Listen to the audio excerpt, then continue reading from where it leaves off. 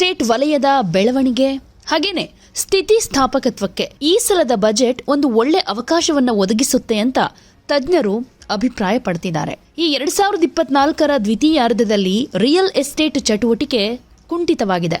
ಒಟ್ಟಾರೆ ಬಳಕೆಯನ್ನ ಮತ್ತೆ ಪುನಃಸ್ಥಾಪನೆ ಮಾಡಬೇಕಂದ್ರೆ ಸರ್ಕಾರ ಕೆಲವೊಂದು ಕ್ರಮಗಳನ್ನ ಕೈಗೊಳ್ಳಬೇಕು ಅಂತ ರಿಯಲ್ ಎಸ್ಟೇಟ್ ವಲಯ ಇಟ್ಕೊಂಡಿದೆ ಅಂತ ಅಂದಾಜಿಸಲಾಗ್ತಾ ಇದೆ. ಈ ಸಕಾರಾತ್ಮಕ ವೇಗವನ್ನ ಉಳಿಸಿಕೊಳ್ಳೋದಕ್ಕೆ ಮನೆ ಖರೀದಿ ಮಾಡೋರು ಹಾಗೆ ಡೆವಲಪರ್ಸ್ಗಳು ಫೇಸ್ ಮಾಡ್ತಾ ಇರೋ ಹಣಕಾಸಿನ ಸವಾಲುಗಳನ್ನ ನಿವಾರಿಸುವುದಕ್ಕೆ ಸರ್ಕಾರ ಕ್ರಮಗಳನ್ನ ಜಾರಿಗೆ ತರಬೇಕು.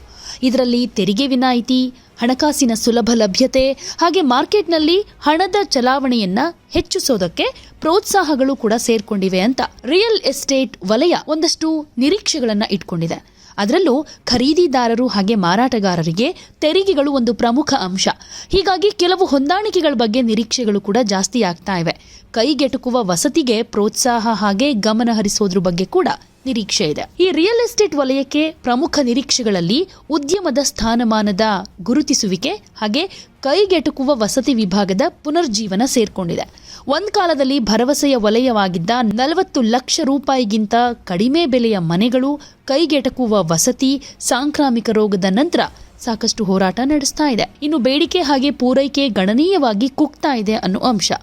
ವಸತಿ ಬೇಡಿಕೆಯನ್ನ ಜಾಸ್ತಿ ಮಾಡೋದಕ್ಕೆ, ವಿಶೇಷವಾಗಿ ಗೃಹ ಸಾಲದ ಬಡ್ಡಿಯ ಮೇಲಿನ ಕಡಿತದ ಮಿತಿಯನ್ನ ಜಾಸ್ತಿ ಮಾಡೋದಕ್ಕೆ, ಮನೆ ಖರೀದಿದಾರರಿಗೆ ಉತ್ತಮ ತೆರಿಗೆ ಪ್ರಯೋಜನಗಳನ್ನ ಉದ್ಯಮ ಬಯಸುತ್ತೆ ಅಂತಾನೂ ನಿರೀಕ್ಷೆ ಇದೆ. ಇನ್ನು ಕೇಂದ್ರ ಬಜೆಟ್ 2025-26 ಸಮೀಪಿಸ್ತಾ ಇರೋ ಹಾಗೇನೆ ರಿಯಲ್ ಎಸ್ಟೇಟ್ ವಲಯ ಪರಿಣಾಮಕಾರಿ ಕ್ರಮಗಳು ಜಾರಿಯಾಗುತ್ತಾ ಅಂತ ಕಾತರದಿಂದ ಕಾಯ್ತಾ ಇದೆ. ವಿವಿಧ ಸ್ಥಳಗಳಲ್ಲಿ ವಸತಿ ಬೇಡಿಕೆ ಹೆಚ್ಚಾಗ್ತಾ ಇರೋ ಹಿನ್ನೆಲೆಯಲ್ಲಿ ಮನೆ ಖರೀದಿದಾರರಿಗೆ ತೆರಿಗೆ ವಿನಾಯಿತಿಗಳು, ವಸತಿ ವಲಯಕ್ಕೆ ಪ್ರೋತ್ಸಾಹಗಳು ಇಲ್ಲಿ ನಿರ್ಣಾಯಕ ಅನ್ನಿಸ್ಕೊಳ್ಳುತ್ತೆ. ಇನ್ನು ಸುಸ್ಥಿರವಾದ ಅಭಿವೃದ್ಧಿ, ಮೂಲಸೌಕರ್ಯ ಇದನ್ನ ಉತ್ತೇಜಿಸುವ ನೀತಿಗಳು ಆರ್ಥಿಕ ಬೆಳವಣಿಗೆಗೆ ಸಹಾಯ ಮಾಡೋದಲ್ಲದೆ ವಸತಿ ಬೇಡಿಕೆಯನ್ನು ಕೂಡ ಜಾಸ್ತಿ ಮಾಡುತ್ತೆ.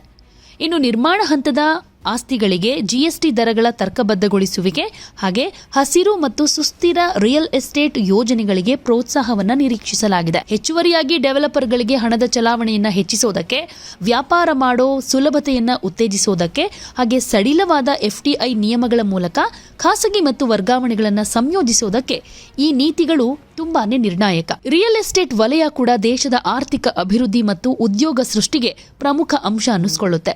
ಕೆಲವೊಂದು ಯೋಜನೆಗಳು ಲೇಟ್ ಆಗೋದು ಹಾಗೆ ವೆಚ್ಚಗಳನ್ನು ಕಡಿತಗೊಳಿಸೋದಕ್ಕೆ ಸರಳೀಕೃತ ಒನ್ ವಿಂಡೋ ಕ್ಲಿಯರೆನ್ಸ್ ಕಾರ್ಯವಿಧಾನಗಳು ಕೂಡ ಅತ್ಯವಶ್ಯಕ. ಈ ಗುರಿಗಳನ್ನು ಪೂರೈಸುವ ಮೂಲಕ ಬಜೆಟ್ ಟೈರ್ 2 ನಗರಗಳು ಸ್ವತಂತ್ರ ಬೆಳವಣಿಗೆಯ ಕೇಂದ್ರಗಳಾಗೋದಕ್ಕೆ ಹೆಲ್ಪ್ಫುಲ್ ಆಗುತ್ತೆ.